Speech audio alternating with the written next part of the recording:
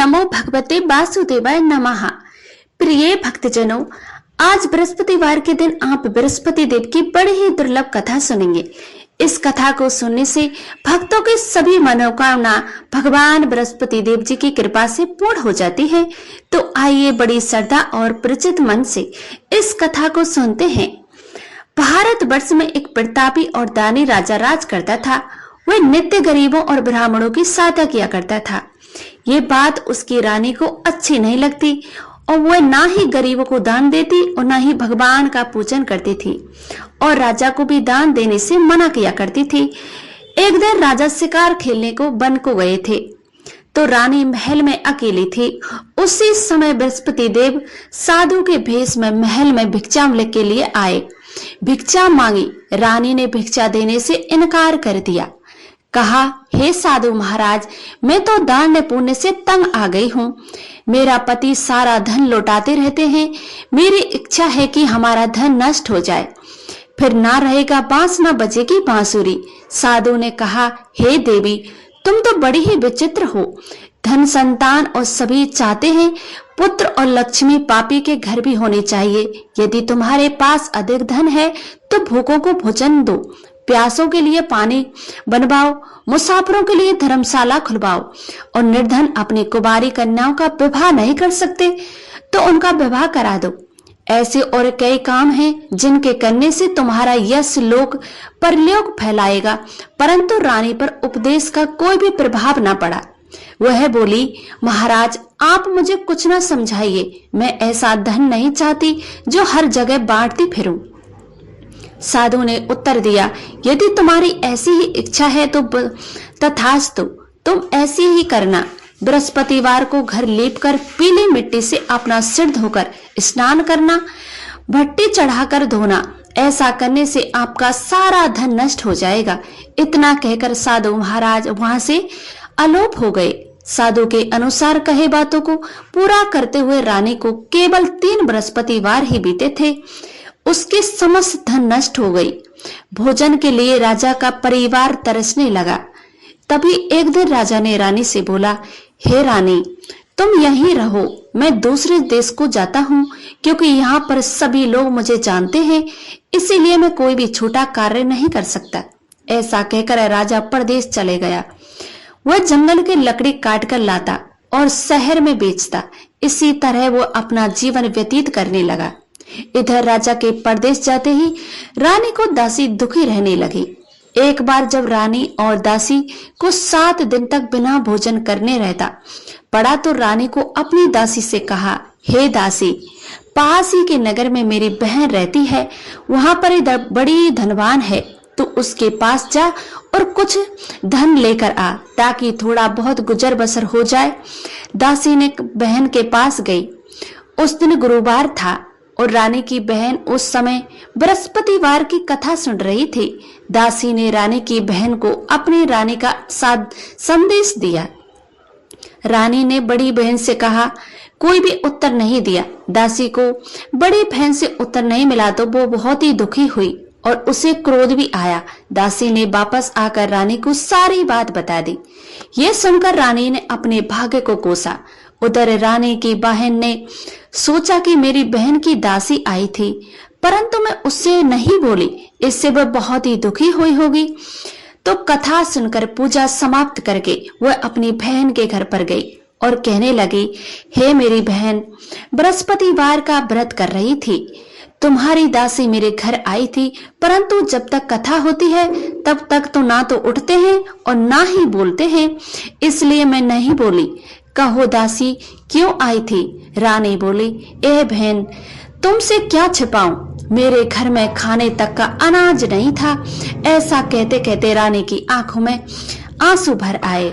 उसने दासी समेत पिछले 7 दिनों से भूखे रहने का अपनी सारी बात बहन को बता दी, विस्तार से सुना दी।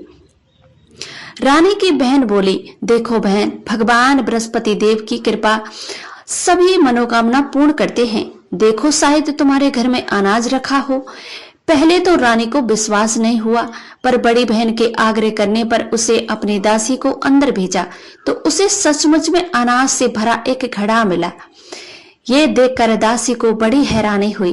दासी ने रानी से कहने लगी, हे रानी, जब आपको भोजन नहीं मिलता तो हम व्रत ही तो करते हैं, इसलिए क्यों ना हम इनसे व्रत कथा की विधि पूछ ली जाए ताकि हम भी व्रत कर सके।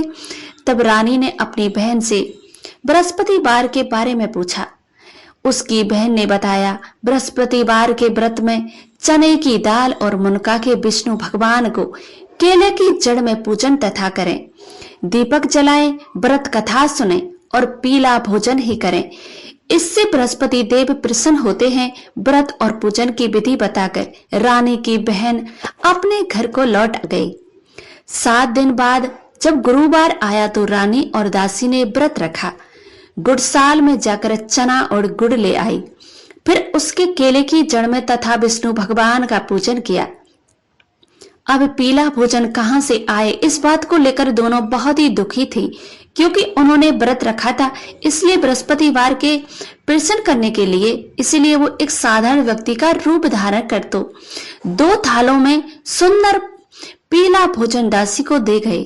भोजन पाकर दासी प्रसन्न हुई और फिर रानी के साथ मिलकर भोजन आग्रह किया। उसके बाद वे सभी गुरुवार को व्रत और पूजन करने लगे। बृहस्पति भगवान की कृपा से उसके पास फिर से धन संपत्ति आ गई, परंतु रानी फिर से पहले की तरह आलस्य करने लगी। तब तो दासी बोली, देखो रानी, तुम पहले भी इस प्रकार आलस्य करती थी, तुम्हें धन रखने में कष्ट होता था, इस कारण से सभी धन नष्ट हो गया। जब हम भगवान विष्णु बृहस्पतिवार की कृपा से धन मिला है तो तुम्हें भी फिर से आलस्य होता है। रानी को समझाते हुए दासी कहती है, बड़ी मुश्किलों से बाद हमने धन पाया है, इसलिए हमें दान पुण्य करना चाहिए, भूखे मनुष्यों को भोजन कराना चाहिए और धन को शुभ कार्यों में खर्च करना चाहिए, जिससे हमारे कुल का यश बढ़ेगा, इस वर्ग प्राप्ति होगी, पितृ प्रसन्न होंगे। दासी की बात मानकर रानी अपना धन शुभ कार्यों में खर्च करने लगी, जिससे पूरे नगर में उसका यश फैलने लगा। एक दिन राजा दुखी होकर जंगल में एक पेड़ के नीचे आसन जमाकर बैठ गया और अपनी दशा को याद करके व्याकुल होने लगा। उस दिन बृहस्पतिवार का दिन था। एकांक उसने देखा कि निर्जन वन में एक साधु प्रकट हुए। साधु वेश में इसमें बृहस्पति देव देवता थे। लखारे सामने आकर बोले, लखारे, इस सुनसान जंगल में तू चिंता मगन में क्यों बैठा है? लखारे ने दोनों हाथ जोड़कर प्रणाम किया और उत्तर दिया, महात्मा जी, आप तो सब कुछ जानते हैं, मैं क्या कहूँ? ये कहकर रोने लगा और साधु अपनी आत्म कथा सुनाई। महात्मा जी ने कथा तुम्हारी स्त्री के बृहस्पति दिन के बृहस्पति भगवान का निर्दान किया है, जिसके कारण रुष्ट होकर उन्होंने तुम्हारे ये दशा कर दी है। चिंता दूर करो, मेरे कहने पर चलो, तुम्हारे सब कुछ कष्ट दूर हो जाएंगे। भगवान ने पहले से भी अधिक संपत्ति देते हुए बृहस्पतिवार की कथा किया और 2 पैसे चने मुनक्का लाकर उसका प्रसाद बनाओ। शुद्ध जल से लोटे में शक्कर मिलाकर अमृत तैयार करो। कथा के पश्चात अपने सारे परिवार को, सुनने वाले प्रेमियों को अमृत व प्रसाद बांटकर आप भी आग्रह करो। ऐसा करने से भगवान तुम्हारी सभी मनोकामना पूर्ण करेंगे।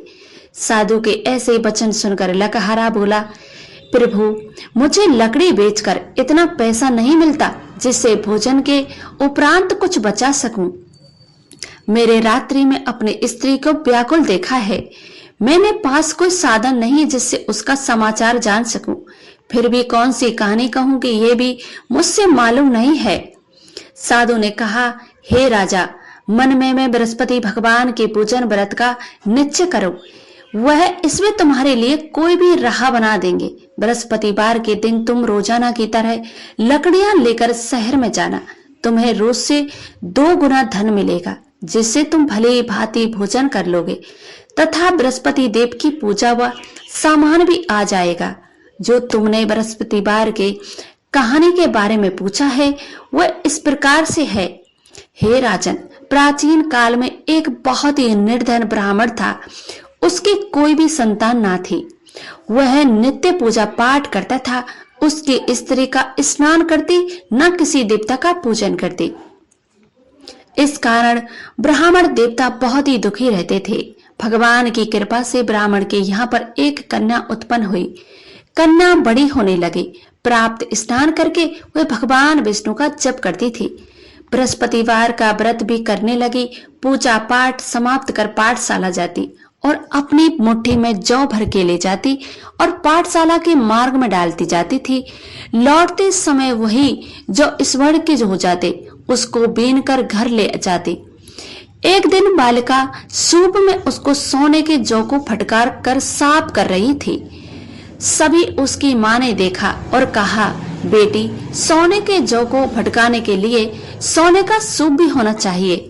दूसरे दिन गुरुवार था। कन्या ने व्रत रखा और बृहस्पति देव से सोने का सूप देने की प्रार्थना की। बृहस्पति देव ने उसकी प्रार्थना स्वीकार कर ली। रोजाना की तरह वह कन्या जौ फैलाती हुई पाठशाला चली गई। पाठशाला से लौट के समय वह बिन रही थी तो बृहस्पति देव की कृपा से उसे सोने का सूप मिला। उसे वह घर ले आई। उसके जौ साफ करने लगे, परंतु उसकी माँ का वही ढंग रहा। एक दिन की बात है, कन्या सोने के सूप में जब जौ साफ कर रही थी तो उसी समय नगर का राजकुमार वहां से निकला। राजकुमार के रूप को कार्य देखकर वह उस पर मोहित हो गया।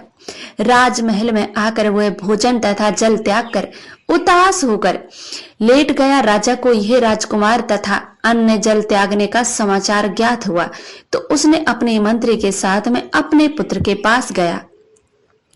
उसने पूछा, पुत्र, तुम्हें किस बात की दुख है, किस बात की चिंता है, तुम्हें क्या चाहिए? तो उसने कहा, पिताजी, मुझे एक लड़की बहुत ही पसंद है, मैं उससे विवाह करना चाहता हूँ। तो राजा ने कहा, हे पुत्र, वह लड़की कौन है, कहाँ है, तुम्हें उसी के बारे में बताओ। तो मैं उस राजकुमार ने राजा को उस लड़के के घर का पता भी बता दिया। मंत्री ने उस लड़के के घर पर मंत्री ब्राह्मण के समक्ष राजा की ओर से निवेदन किया। कुछ ही दिन के बाद ब्राह्मण की कन्या का विवाह राजकुमार के साथ प्रसन्न हो गया। कन्या के घर के जाते ही ब्राह्मण के घर में पहले की भांति गरीबी का निवास हो गया। एक दिन दुखी होकर ब्राह्मण अपनी पुत्री से मिलने के लिए गए। बेटी ने पिताजी की विभिन्नता को देखा और अपनी माँ का हाल पूछा। ब्राह्मण ने सभी हाल कहा सुनाया। कन्या ने बहुत सारा धन देकर अपने पिताजी को विदा कर दिया। लेकिन कुछ दिन के बाद वही हाल हो गया। ब्राह्मण फिर अपनी कन्या के यहाँ गया और सभी हाल कहा। पुत्री बोली, हे पिताजी, आप माताजी को यहाँ लिवा लाओ, मैं उन्हें विधि बताऊंगी जिससे गरीबी दूर हो जाए।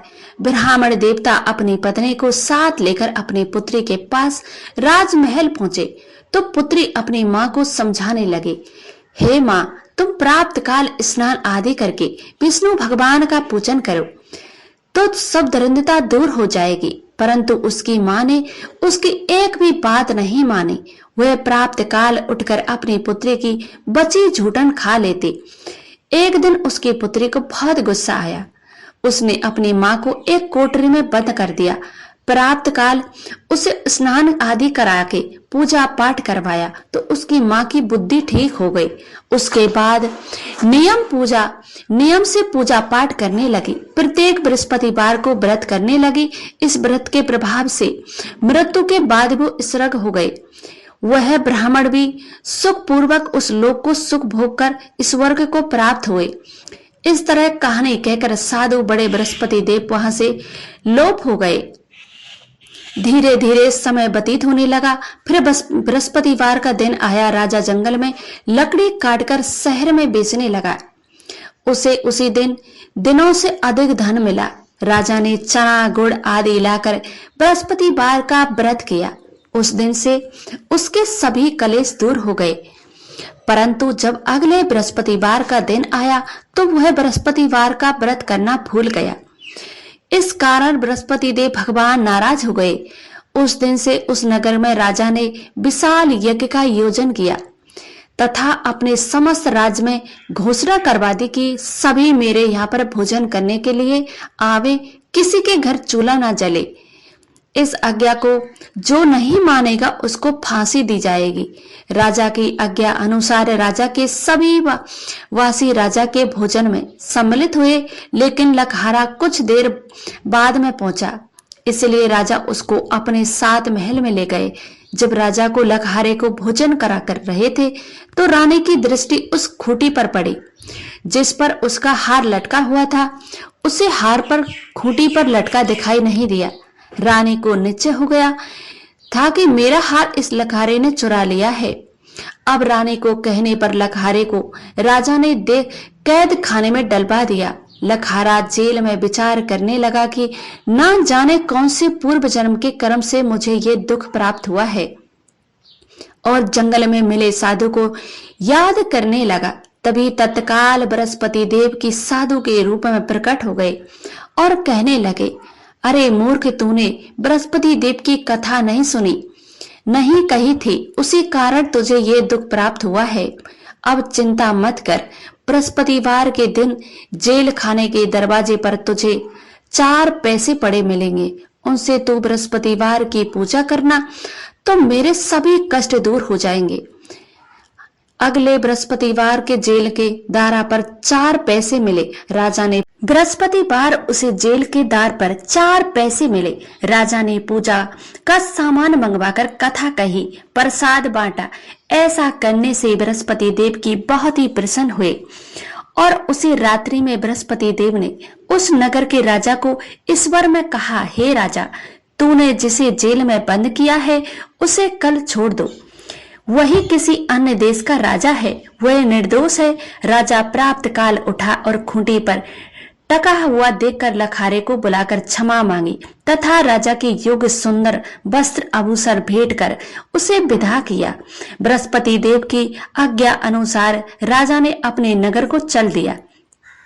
राजा जब अपने नगर के निकट पहुंचा तो उसे बड़ा ही आश्चर्य हुआ। नगर में पहले की तरह अधिक बाग, तालाब, कुएं तथा बहुत सी धर्मशालाएं, मंदिर आदि बन गई थी। राजा ने पूछा, ये किसका बाग है, धर्मशाला है? तब नगर के सभी लोग कहने लगे, सब रानी और वांदी के हैं। तो राजा ने आश्चर्य हुआ कि क्रोध भी आया। जब रानी ने ये सब समाचार सुने कि राजा आ रहे हैं तो उसने बांदी से कहा, हे दासी, देख राजा हमको कितने बुरी हालात में छोड़कर गए थे। हमारी ऐसी हालात देखकर कहीं भी लौट ना जाए, इसलिए तू दरवाजे पर खड़ी हो जा। आज्ञा के अनुसार दासी दरवाजे पर खड़ी हुई और राजा आए तो उन्होंने अपने साथ लबा लाई। राजा ने क्रोध करके अपनी रानी से पूछा कि धन तुम्हें कैसे प्राप्त हुआ है? तब उन्होंने कहा कि हमें ये सब धन बृहस्पति देव के इस व्रत के प्रभाव से प्राप्त हुआ है। यह सुनकर राजा बड़े ही प्रसन्न हुए। राजा ने निश्चय किया कि 7 रोज बाद तो सभी बृहस्पति देव की पूजन करते हैं, परंतु प्रतिदिन 3 बार कहानी तथा रोज व्रत किया करूंगा। अब हर दिन राजा के दुपट्टे में चने की दाल बंधी रहती थी तथा दिन भी 3 बार कहानी कहता।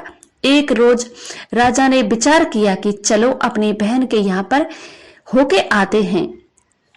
इस तरह निश्चय कर राजा घोड़े पर सवार होकर अपनी बहन के यहाँ पर चले गए। मार्ग में उसने देखा कि कुछ आदमी एक मुर्दे को लेकर जा रहे हैं। उन्हें रोज कर राजा कहने लगा, अरे भाइयों, मेरी बृहस्पति देव की कथा सुन लो। मैं बोले, हमारा तो आदमी मर गया है, इसको अपनी कथा की पड़ी है। परंतु कुछ आदमी बोले, अच्छा कहो, हम तुम्हारी कथा भी सुनेंगे। राजा ने चने की दाल निकाली और जब कथा आदि हुई तो मुर्दा हिलने लगा, और जब कथा समाप्त हुई तो वह राम राम करके मनुष्य खड़ा हो गया। अब मार्ग में राजा को एक किसान खेत में हल चलाता हुआ मिला। राजा ने उसे देखा और उससे बोले, अरे भैया, तुम मेरी बृहस्पतिवार की कथा सुन लो। किसान बोला, जब तक मैं तेरी कथा सुनूंगा तब तक तो 4 हरैया जोत लूंगा। अब जा अपनी कथा किसी और को सुनाना। इस तरह राजा ने अपने चलने का राजा को हटते ही बैल पछाड़ खाकर गिर गए तथा किसान के पेट में बड़ी जोर से दर्द होने लगा। उस समय उसकी माँ रोटी लेकर आई। उसने जब देखा तो अपने पुत्र से सब हाल पूछा और बेटे ने सभी हाल कह दिया। बुढ़िया दौड़ी दौड़ी उस घुड़सवार के पास गई। उसने बोली कि मैं तेरी कथा सुनूंगी, तू अपनी कथा मेरे खेत में चलकर ही कहना। राजा ने बुढ़िया के खेत में जाकर कथा कही, जिससे सुनते ही वो बैल उठकर खड़े तथा किसान के पेट का दर्द भी ठीक बंद हो गया। राजा अपनी बहन के घर पहुंचा, अपने राजा की खूब मेहमानी की। दूसरे रोज प्राप्त काल राजा जगा तो सबने देखा कि सब लोग भोजन कर रहे हैं। राजा ने अपनी बहन से कहा, ऐसा कोई मनुष्य है जिसने भोजन नहीं किया हो? मेरी बृहस्पतिवार की कथा सुन ले। बहन बोली, भैया ये देश ऐसा है कि पहले यहाँ पर लोग भोजन करते हैं, बाद में कोई अन्य काम करते हैं। अब पड़ोसी में तो देख आऊं। ऐसा कहकर देखने चली गई, परंतु उसे ऐसा कोई भी व्यक्ति नहीं मिला जिसे भोजन ना किया हो। अंत वो एक कुम्हार के घर पर गई, जिसका लड़का बीमार था। उसे मालूम हुआ कि उसके यहाँ पर 3 रोज से किसी ने भोजन नहीं किया है। बहन ने अपने भाई की कथा सुनने के लिए कुम्हार के यहाँ पर तैयार हो गया। राजा ने जाकर बृहस्पतिवार की कथा कही, जिससे सुनकर लखहारा ठीक हो गया। अब तो राजा की प्रशंसा होने लगी। एक रोज राजा ने अपनी बहन से कहा, हे बहन, हम अपने घर को जाएंगे, अब तो तैयार हो जाओ। राजा की बहन ने अपनी सास से कहा। सास ने कहा, चली तो जा, परंतु अपने लड़के को मत ले जाना, किसी भी बच्चे को मत ले जाना, तेरे भाई की कोई भी औलाद नहीं है। बहन ने अपने भाई से ऐसे ही कहा, भैया मैं चलूंगी, पर कोई भी बालक नहीं जाएगा। राजा बोला, जब कोई बालक ही नहीं चलेगा तब तुम ही क्या करोगी? बड़े ही दुखी मन से राजा अपने नगर को लौट आया। राजा ने अपनी रानी से कहा, हम निवासी हैं, हमारा मुंह देखने लायक धर्म नहीं है और कुछ भोजन आदि नहीं किया। रानी बोली, हे प्रभु, बृहस्पति देव ने हमें सब कुछ दिया है, हमें औलाद अवश्य ही देंगे। उसी रात को बृहस्पति देव ने राजा को ईश्वर में कहा, हे राजा, उठ, सभी सोच त्याग दे, तेरी रानी गर्भ से है। बृहस्पति देव की ये बात सुनकर राजा बड़े ही प्रसन्न हुआ। ये बात उसने नगर में फैल गई, सभी बड़े ही प्रसन्न हुए। 9वें महीने में रानी को गर्भ से एक सुंदर पुत्र प्राप्त हुआ, पैदा हुआ। तब राजा बोला, रानी, स्त्री बिना भोजन के रह सकती है, पर बिना कहे नहीं रह सकती। जब मेरी बहन आवे तो तुम उससे कुछ मत कहना। रानी ने सुनकर कह दिया कि हाँ राजा। बहन ये सब शुभ समाचार सुना तो बहन बहुत ही खुश हुई तथा भाई के लेकर बधाई लेकर अपने भाई के यहाँ पर आई। तभी रानी ने कहा, घोड़ा चढ़कर तो नहीं आई, गधा चढ़ी आई है। राजा की बहन बोली, भाभी, मैं इस प्रकार ना कहती तो तुम्हें औलाद कैसे मिलती? बृहस्पति देव ऐसे ही हैं, जैसे जिनके मन में कामना है सभी को पूर्ण करते हैं। जो श्रद्धा भावना पूर्वक बृहस्पतिवार का व्रत करता है एवं कथा पढ़ता है अथवा सुनता है और दूसरों को सुनाता है, बृहस्पति देव उसकी सभी मनोकामना पूर्ण करते हैं। तो बोलो बृहस्पति भगवान की जय। प्रिय भक्तों, आइए